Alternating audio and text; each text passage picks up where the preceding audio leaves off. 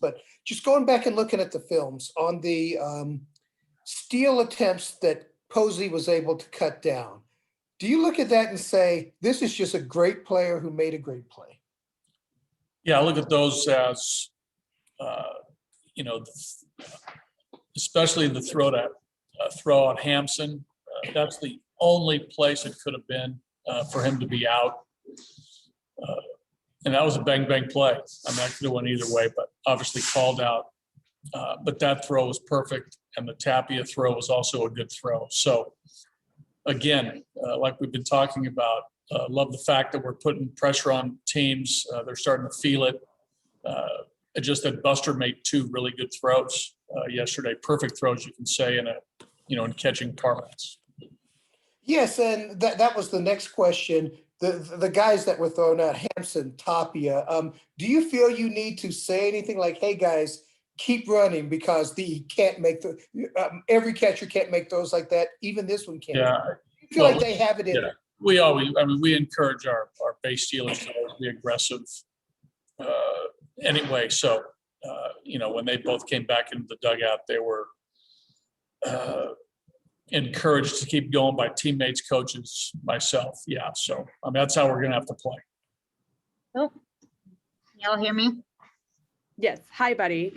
Alan told us the story of how he was told he was going to be a major leaguer. I'm just curious for you, when you get to tell a player that their dream is coming true, what is that moment like for you? It's it really is, Daniel. It's probably one of the best moments, that a manager, coach,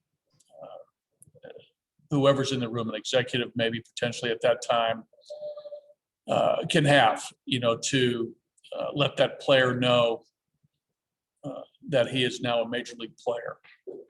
That's really, really cool. We had a couple of great stories in spring training. Jordan Sheffield, Ben Bowden. Those guys were very emotional. Alan was emotional yesterday. It's a wonderful feeling as a player, and to have it happen. As often as it's happened the last couple of years with us, it's awesome. It's such a wonderful time in a player's career to be told for the first time. And is there anything new on Chris Owings? I know you said he got an MRI yesterday. Yeah, I had an MRI and some x-rays. He's going to get another MRI when we get back to Denver, but the x-rays were negative as far as any fractures in the thumb, so that's a good sign. He's going to get an MRI when we get back to Denver. Okay, thank you. Patrick? Morning, buddy. Morning. Getting back to Alan Trejo for a moment. Impressive young man, very personable. On the baseball diamond, what are the things that you like about him? And the second part of that question, what would you like to see from him as he progresses as a big leaguer? Well, what we've seen, on the baseball side is, marked improvement in the last year. Even going back to last spring training and through summer camp when he was in Denver, this spring training, just marked improvement, especially on how his body's moving and his strength to his body. As a player in the lower minor leagues, I think he was on our radar in player development. But man, he's really made strides in, first step quickness, range, arm strength, and with the bat, increasing strength and bat speed, with his swing. So, tip of the cap to him for the hard work he's put in over the last couple of years to get to that point now where it's noticeable, how he's moving on the field and how he's moving in the batter's box. So he's worked hard, but, really good hands, good baseball instincts. Love the fact that he can play second, short, and third.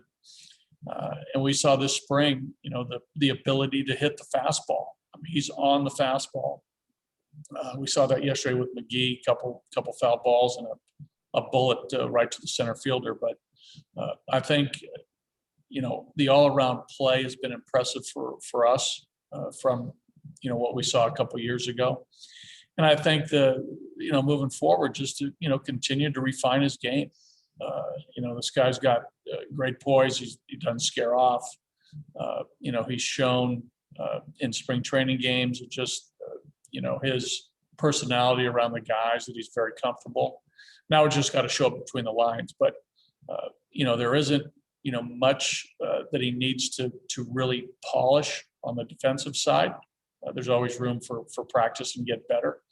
But he's a very solid defender on the offensive side. If there's anything, like a lot of young players, make sure the chase rate is in a good spot, swing at strikes, take balls. But he's an aggressive hitter on the fastball, which we like. I know with Chris Owings out, at least for 10 days, there'll be opportunities for the new kid. Is that going to be a challenge for you at all to make sure you can get him ABs in playing time, or do you think the way you've been kind of revolving your lineup as it is, that he'll get plenty of opportunities? I think he'll get opportunities. With a 4-man bench with 12 position players.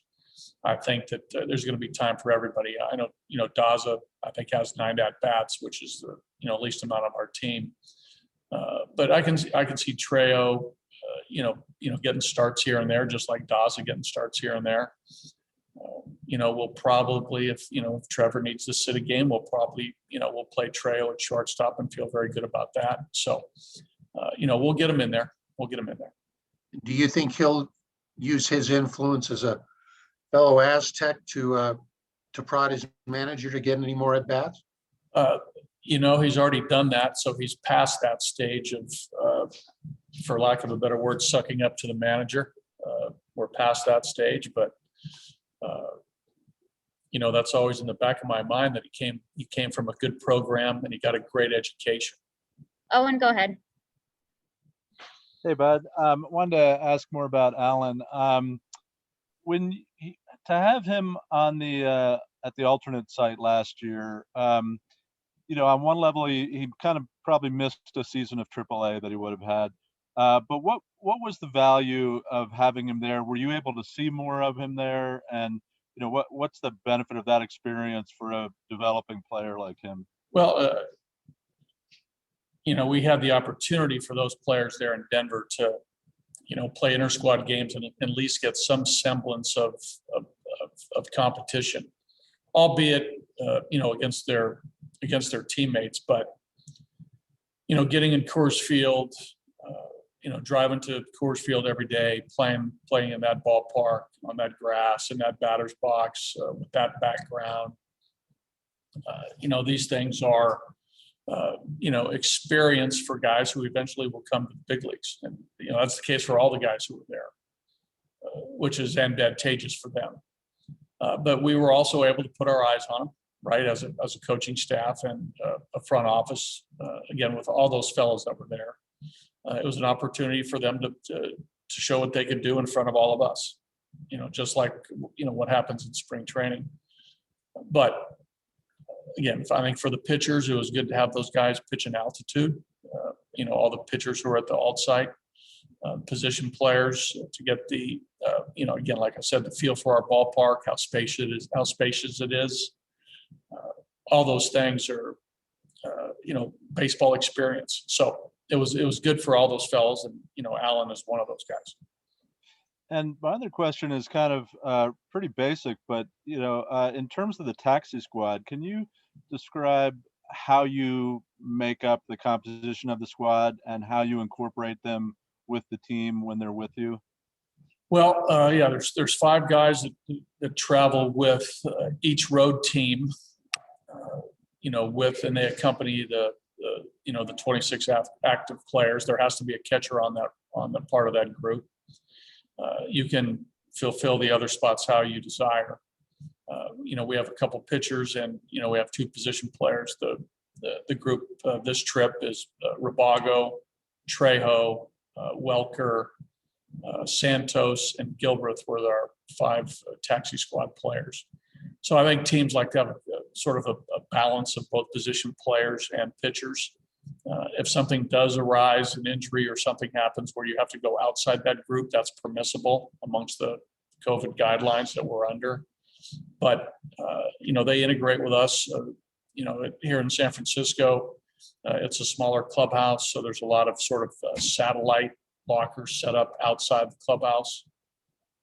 As a matter of fact, as we speak, I'm in a Giants Hall of Fame room, and we have a couple players with lockers, right behind these curtains that I'm in front of.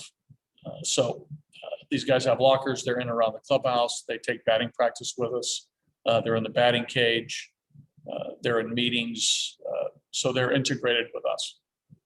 Great, thank you. Once the game starts, though, they have to be out of the clubhouse and watch from the stands or some suite or somewhere not near the clubhouse. Okay, thanks a lot. Yep.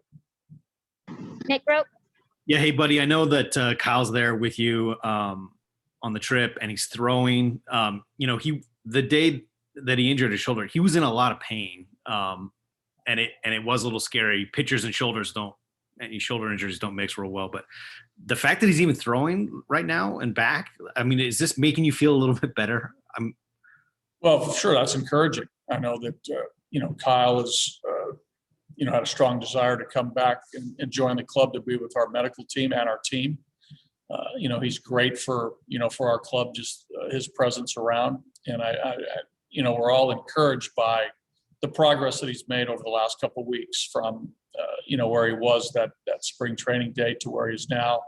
A lot of strengthening exercises, a lot of therapy, now to the point where he's got a ball in his hand and he's playing catch. And that will progress, as long as Kyle feels good and he, checks off the boxes through this rehab process. But it's good to have him, Brendan here, Peter Lambert, all those guys here, part of the group, getting the quality care from our medical team. Are you feeling better about his injury maybe than the day, than you were? Yeah, well, I felt better the next day and the day after that once, all the doctors collaborated after looking at all the scans and, looking at the images of the injury. We felt pretty good about it then. And, we continue to feel good about it. Again, I think, Kyle's, overall well-being and health will be monitored here, each and every day and each and every week. And he's got a good feel for his body and how he's doing through this process. But like I said, overall, we're optimistic that, things are going to turn out all right for Kyle. Okay. Thanks, buddy. Yeah. Tracy, Buddy, with someone like Bowden after yesterday, where he makes one bad pitch, obviously a young guy trying to impress as opposed to fail, but do you take some extra time with him to try to just say, one bad pitch is one bad pitch, don't let it ruin what you're doing? Yeah, for sure. I think that, we'll sit down. I haven't yet this morning. He's going through his pregame stuff, but I'll grab him, and Steve Foster and I will grab him, maybe even separately, but, the message will be the same. I think if you really break down that, if you break down that inning pitch by pitch, we saw some good things.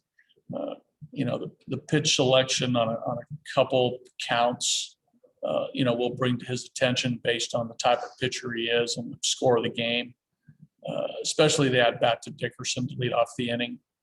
We'll talk about that one. Again, the pitch to Crawford was, like I mentioned yesterday, Tracy, was sort of in his wheelhouse, down and in. Yeah. It was intended to be away. Obviously in that situation, if you locate a ball away, the chances of him getting the ball out of the ballpark are sort of minimized. And, if you make a good pitch, more than likely it will result in an out. But, we ran some deeper counts. Again, only he knows, what he was feeling, whether he was trying to overthrow the ball, whether he got caught up in the moment. All those things are learning experiences for Ben. But, we'll rehash it, and, he'll, hopefully open up and sort of express some of the things that, he felt yesterday. And we'll do a little coaching here probably within the next half hour, 45 minutes. And the other thing, I know you and Trejo are both Arizona State alums. Say that Did you- again, San Diego State, Trace. San Diego State, I'm sorry. Did you major in aerospace engineering? That was my minor. Okay, I majored in business, but he and I, that was his major, that was my minor. thank you. You're welcome.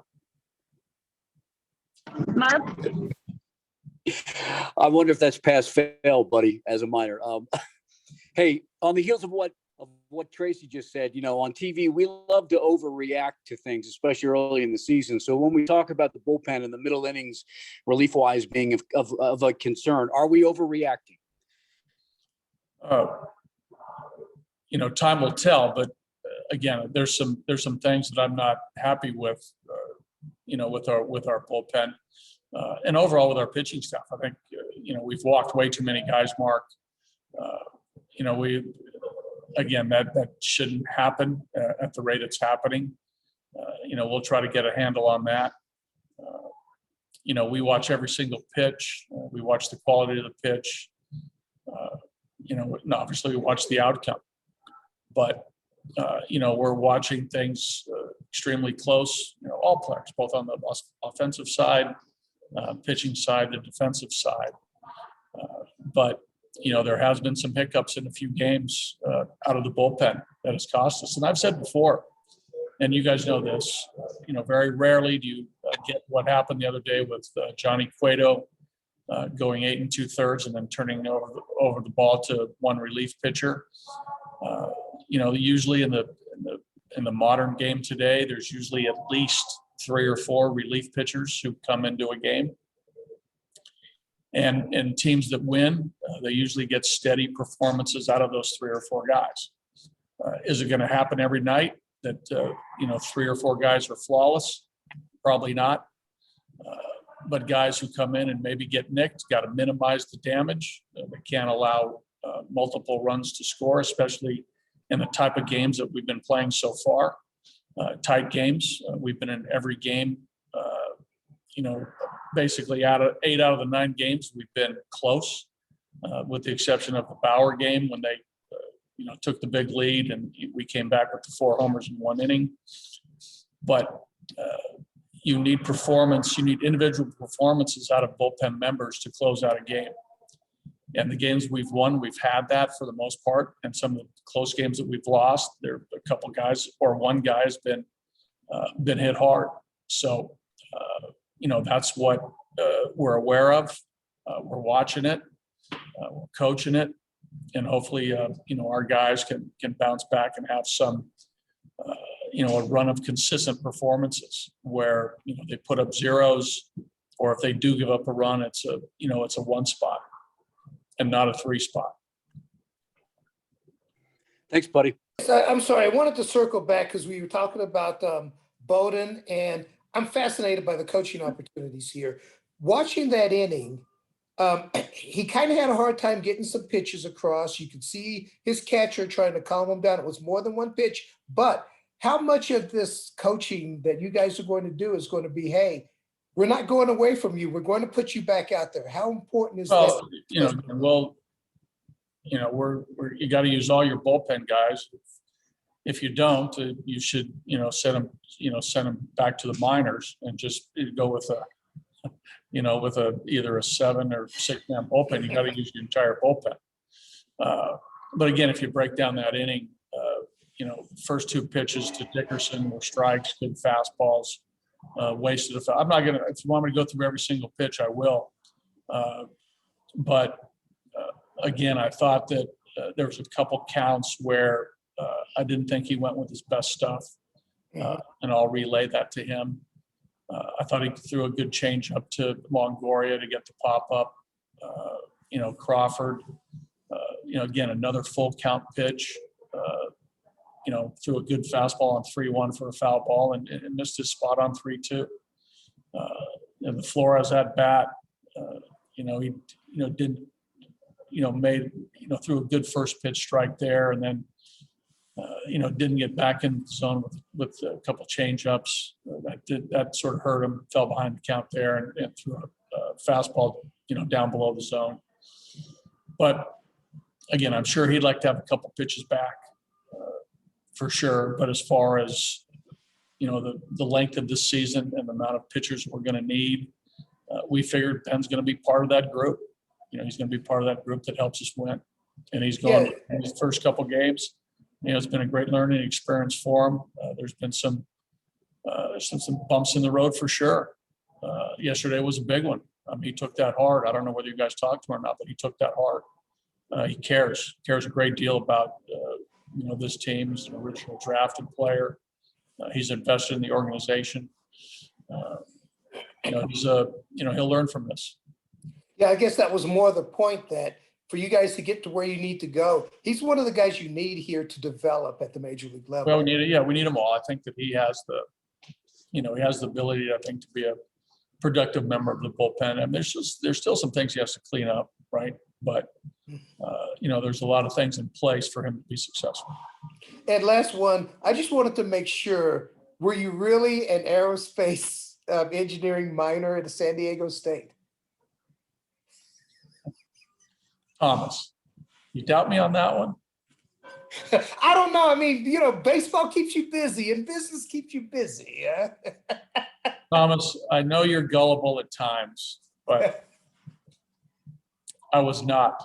That was not my mind. Okay, I wanted to make doubly certain here. Thanks, buddy. You're welcome.